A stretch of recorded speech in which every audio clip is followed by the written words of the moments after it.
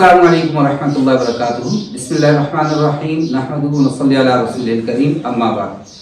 फ़अऊज़ु बिल्लाहि मिनश शैतानिर रजीम। बिस्मिल्लाहिर्रहमानिर्रहीम। या अय्युहल्लज़ीना आमनू इज़ा क़ुमतुम इलस्सलाति फ़ग़सिलू वुजूहकुम व अयदियकुम इलल मराफ़िक़ वमसहू बिरुऊसिकुम व अर्जुलकुम इलल कअबैन। सदक़ल्लाहुल अज़ीम। अल्लाह तबारक व तआला ने मुझे और आपको जो दीन अता किया, उस दीन में सबसे बुनियादी चीज़ वो तहारत है।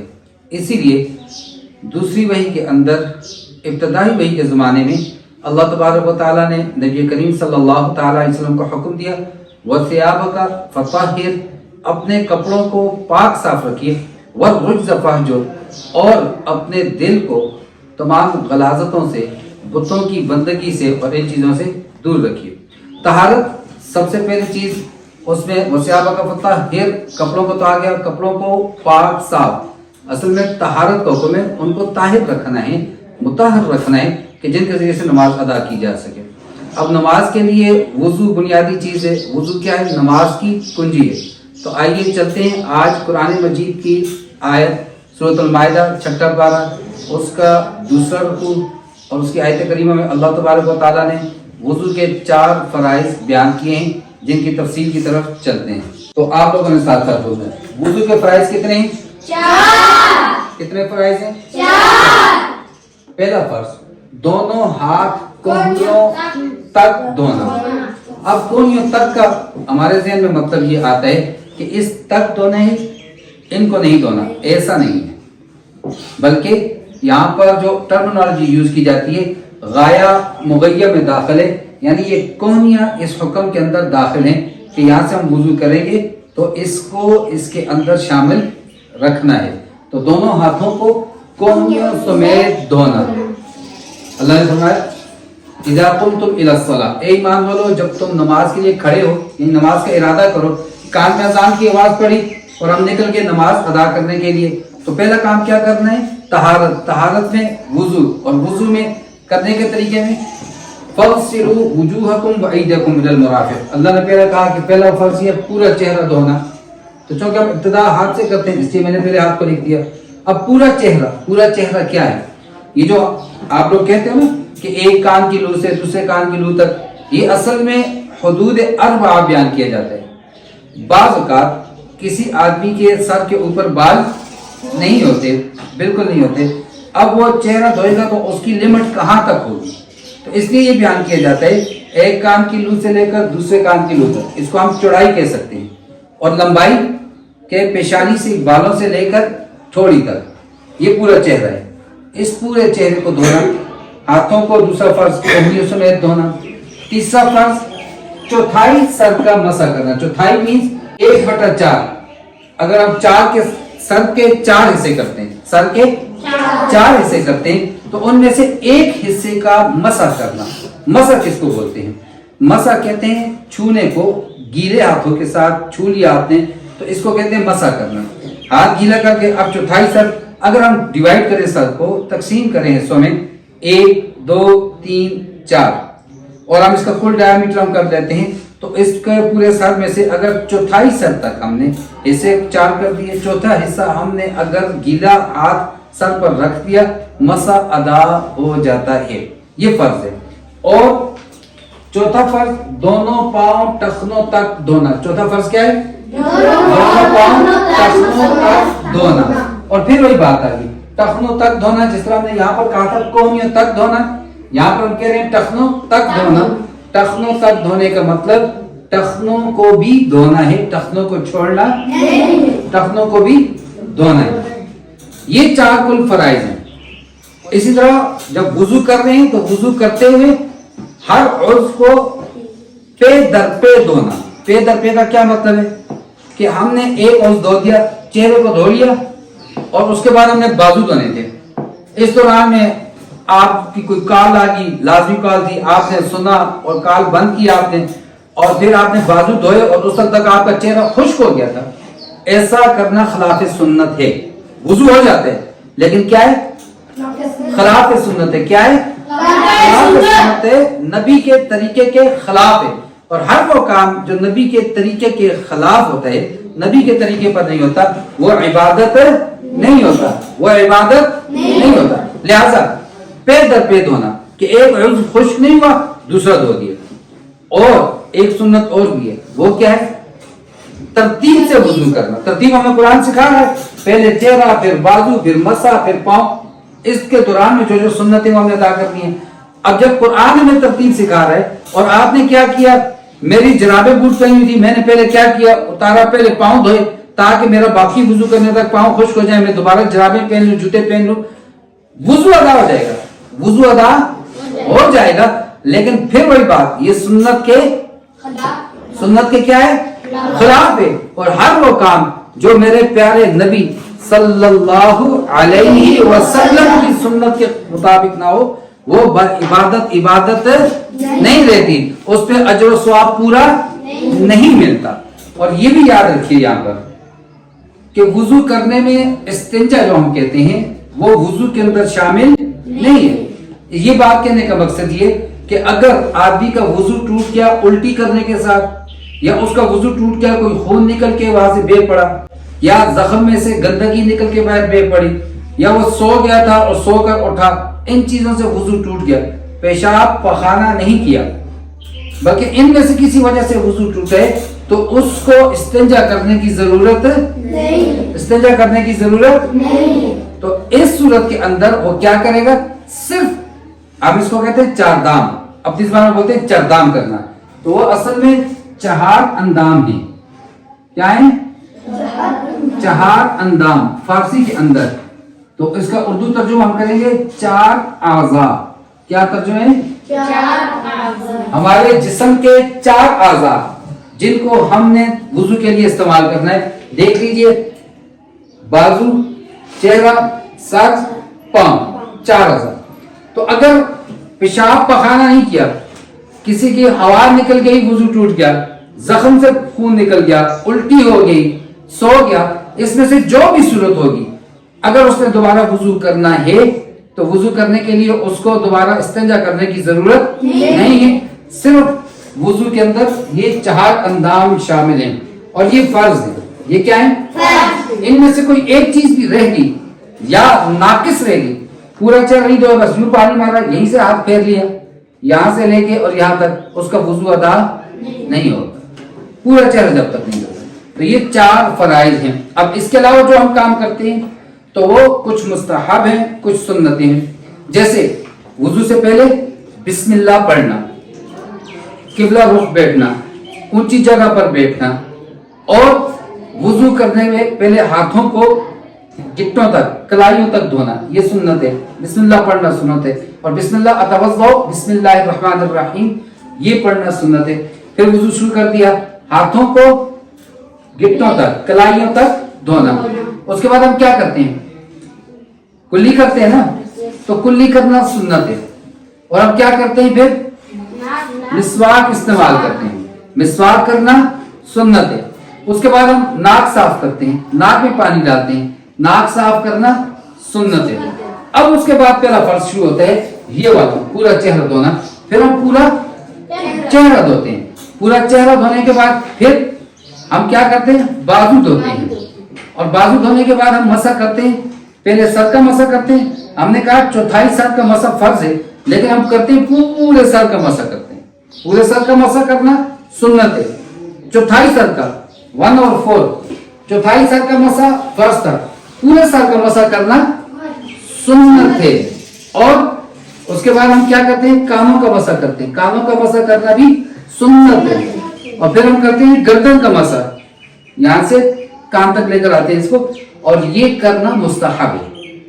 اور اس کے بعد ہم کیا کرتے ہیں, حلال کرتے ہیں انگلیوں کا, یہ کرنا سنت ہے. پھر اس کے بعد ہم پاؤں دھوتے ہیں.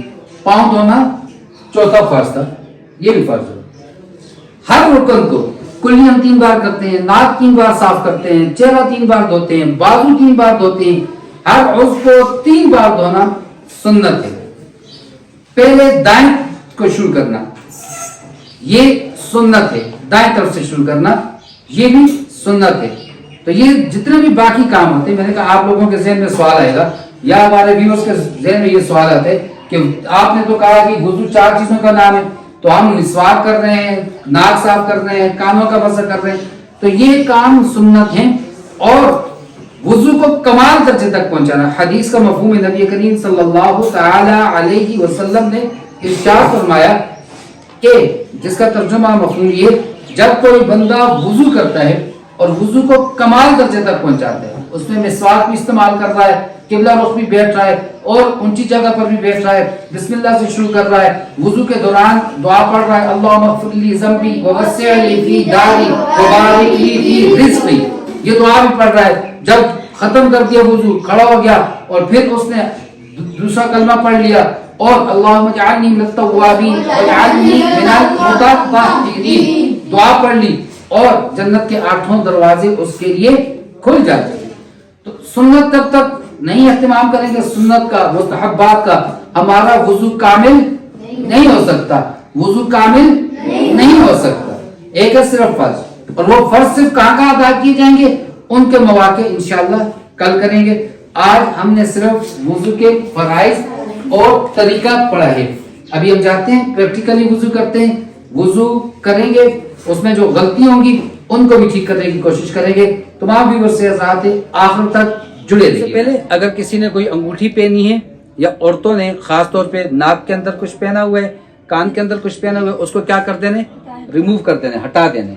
سب سے پہلے ہم نے اس کو گھڑی کو بھی اتار دیا.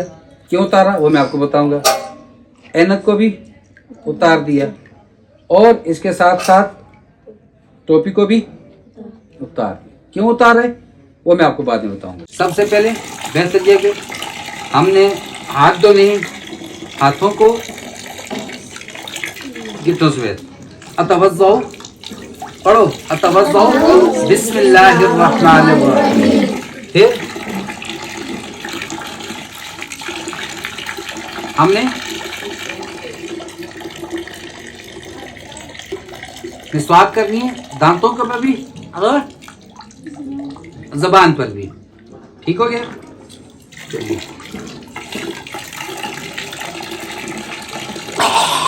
وضو میں سب سے بہتر یہ غرارہ کرنا. تو ہم نے کیا کرنا ہے، غرارہ کرنا ہے. پھر اس کے بعد سنت کیا ہے، ناک صاف کرنا. دائیں ہاتھ سے پانی لینا ہے، ناک میں ڈالنا ہے اور بائیں ہاتھ سے ناک صاف کرنا ہے. 3 بار اس عمل کو دہرانا ہے.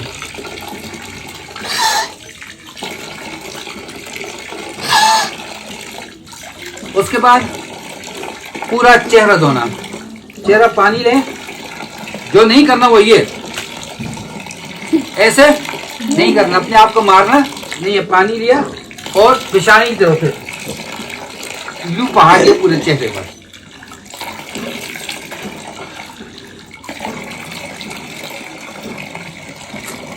پورے چہرے کو 3 بار دھونا ہے. اب کسی کی داڑھی میری طرح باریک ہوتی ہے، اس داڑھی والے کو کیا کرنا ہے، داڑھی کی جڑوں تک پانی پہنچانا ہے. کیا کرنا ہے، پہنچانا ہے. اور جس کی گھنی داڑھی ہوتی ہے وہ کیا کرے گا، صرف داڑھی کا یوں خلال کرے گا. ایسا کرنا سنت ہے. اب یہاں پر پہلے میں آپ کو غلط کر کے دکھاؤں گا، پھر ٹھیک کر کے دکھاؤں گا. اب کچھ لوگ ایسا کرتے ہیں، پہلے یوں بازو کو دھوتے ہیں، ٹھیک ہے، اور اس کے بعد یوں کرتے ہیں. پہلے بازو کو دھوتے ہیں، پھر کیا کرتے ہیں، ایسے یہ کرتے. کچھ لوگ کیا کرتے ہیں، گھڑی نہیں اتاری تھی، پانی گھڑی ہم نے نہیں اتاری نا. اب دیکھنا پانی کہاں تک جا رہا ہے، یہ پانی پورے بازو پر نہیں جا رہا، اس لیے میں نے گھڑی کو ابتدا میں ہی اتار دیا تھا. کرنا کیا ہے، یوں کیا، پھر پورے اس کو ملنا. کیا کرنا، ملنا.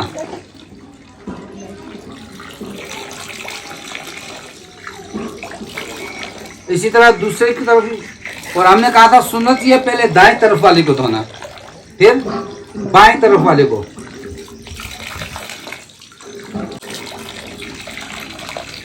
اب دوسری غلطی جو ہم کرتے ہیں بہت زیادہ، وہ یہ کرتے ہیں ہم لوگ کہ ہم ٹوپی پہنی ہوتی ہے، پھر ہم کیا کرتے ہیں، پانی، بعض لوگ تو پانی لیتے نہیں ہیں، جیسے ہی بازو دھوئے نا، جیسے ہی دھوئے پھر ٹوپی کو اتارتے ہیں اور یوں ہی کر لیتے ہیں. نہیں بھائی، اس کے لیے ہم الگ سے پانی لیں گے. دونوں ہاتھوں کو کیا کر دیا ہم نے، گیلا کر دیا. اس کے بعد ہم کیا کرتے ہیں، ٹوپی اتارتے ہیں. ٹوپی میں نے اس کے بعد اتاری، ہاتھ گیلا کرنے کے بعد. اور ہم نے کہا تھا مسح کہتے ہیں گیلے ہاتھ کو لگانا، اور میرے گیلے ہاتھوں کا یہ فنگر پرنٹس آپ کو نظر آ رہے ہیں. اب یہ لگ چکے ہیں کس پر؟ ٹوپی کے اوپر. تو میں اب سر پہ ہاتھ پھیروں گا، پانی تو ہے نہیں ہے، میرا مسح نہیں ہوگا، مسح نہیں ہوگا. تو مسح کے لیے ہم نے پہلے تو پانی لینے الگ سے، مسح کے لیے پانی لیا الگ سے. کرنا کیسے؟ یہ دیکھو، یہ تین انگلیوں کو آپس میں جوڑا، یہ بالوں پہ رکھا، یہاں سے ہم جائیں گے پیچھے کی طرف، یہاں نیچے تک، اور پھر یہ ہتھیلیوں کے ساتھ آگے آئیں گے. طریقہ آ گیا.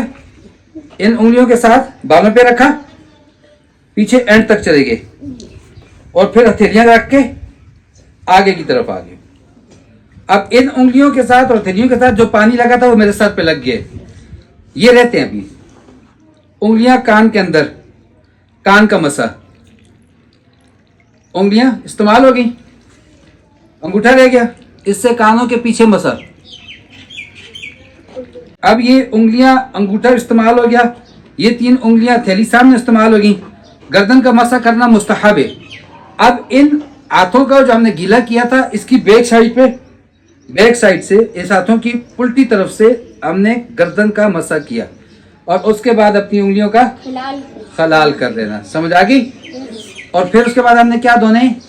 پاؤں. آخری فرض کیا ہے؟ پاؤں دھونا. اور پاؤں دھوتے وقت ہم نے پاؤں کی انگلیوں کا بھی خلال کرنا ہے. اور پہلا کون سا پاؤں دھوئیں گے؟ بایاں نا؟ دایاں، رائٹ سائڈ والا، دائیں طرف والا پاؤں کو دھوئیں گے.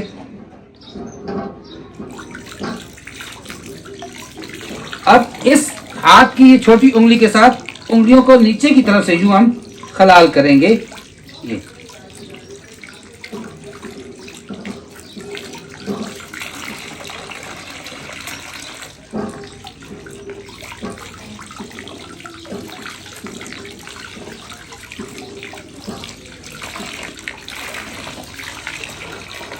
پھر جو وضو کا پانی ہوتا ہے، پہلے زمانے میں تو ٹوٹیاں، پمپ یہ نہیں ہوتا تھا، لوٹے میں کسی کاسے میں پانی لیتے تھے، وضو کرتے تھے. اس میں جو بچا ہوا پانی ہوتا ہے اس کو پینا سنت ہے. تو ہم نے ایک بات مثال دے دیتے، ہم نے کھڑے ہو کے وہ پانی کو پی لیا. اب اس کے بعد اشہد اللہ الہ الا اللہ واشہد ان محمدا عبدہ ورسولہ اللہم اجعلنی من التوابین واجعلنی من المتطہرین. شاباش. یہ وضو کا صحیح طریقہ ہے. اب اپنے ویورز کے لیے سب سے بڑی غلطی جو ہماری وضو کے دوران ہوتی ہے وہ یہ ہوتی ہے، ہم ٹوٹی کھول کے، ٹوٹی سے پانی گر رہا ہے، ہم مسواک کر رہے ہیں. تجربہ کر لیجئے گا، میں نے کیا ہے کہ جب میں برش کر رہا ہوں یا مسواک کر رہا ہوں اور میں نے وہ واش بیسن کے اندر مگا رکھا پانی والا، میرے برش کرتے ہوئے یا مسواک کرتے ہوئے 2 مگے پانی اس کے اندر فل ہو گئی. پہلا فل ہوا، میں نے بالٹی میں ڈال دیا، پھر رکھا اور میں مسواک اور برش کر رہا ہوں اپنا، اور اس کو بھی خالی کیا، تب جا کے میرا یہاں کے دانتوں کی صفائی مکمل ہوئی. پانی کا استعمال، آپ سمندر کے کنارے بیٹھے ہیں، آپ دریا کے کنارے بیٹھے ہیں، پانی کا بیجا استعمال، اسراف کرنا 3 دفعہ سنت، 4تھی دفعہ اسراف ہے. اور اللہ تعالیٰ نے قرآن مجید میں صاف کہا ہے وَلَا تُسْرِفُوا، اسراف نہیں کرنا. ان المبذرین کانوا اخوان الشیاطین، فضول خرچ لوگ وہ شیطانوں کے بھائی ہیں. شیطان کا بھائی نہیں بننا. ہم مفتاح الصلاح کر رہے ہیں، یعنی نماز کی چابی، کنجی وضو ہے، وہ کر رہے ہیں، اور دوسری طرف ہم بن رہے ہیں شیطان کے بھائی بن رہے ہیں. پانی کم سے کم استعمال کرنا. اگر میں سمپل ورڈ میں کہوں تو 2 گلاس پانی میں ہمارا وضو مکمل ہونا چاہیے. اور مہنگائی ہے، ہر چیز کی کمی ہے، پانی کی کمی ہے، اور ہم لوگوں کے پاس جو وسائل دستیاب ہیں ہم ان کو فضول ضائع کر کے ملک و قوم کا نقصان کر رہے ہیں، اپنے ایمان کا، اپنے دین کے خلاف کام کر رہے ہیں، ایمان کا نقصان کر رہے ہیں. لہذا آپ کو دکھا دیا کہ اس وضو کے دوران مسلسل ہیڈ پمپ چلتا رہا اور پانی آخر میں کتنا ضائع ہوا. ہم نے پہلے بالٹی کو خالی کیا تھا اور دوبارہ بالٹی بھر کے بھی نیچے پانی نیچے آگے نالی میں جا رہا ہے. لہذا پانی کے استعمال میں حد سے زیادہ احتیاط کی ضرورت ہے. اللہ تعالیٰ مجھے اور آپ کو سمجھ اور عمل کی توفیق عطا فرمائے. وما علینا الا البلاغ. السلام علیکم ورحمۃ اللہ وبرکاتہ.